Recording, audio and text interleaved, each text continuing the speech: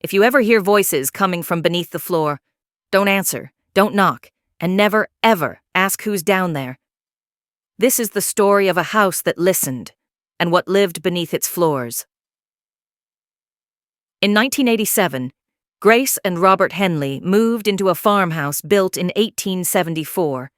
It had sat vacant for decades, rotten siding, peeling paint, but Grace fell in love with the antique floors. From the first night, the house didn't feel empty.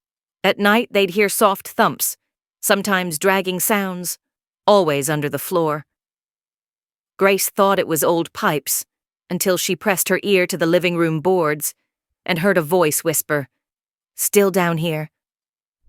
They called pest control, a plumber, even a priest. But the voices grew louder. Names were whispered, dates, and then scratching. Grace began waking with splinters in her feet, tiny nails, like teeth, left on the stairs.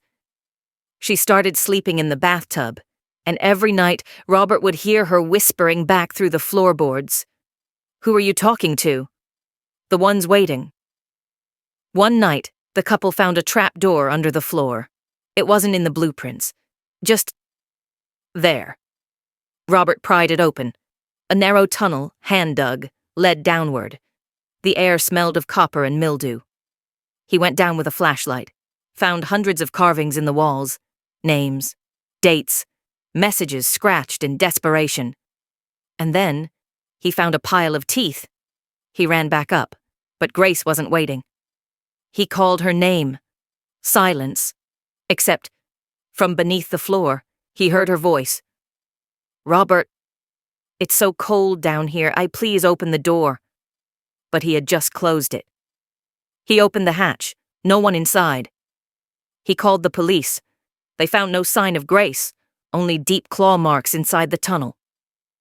Robert left the house, but every home he moved into after, the scratching returned.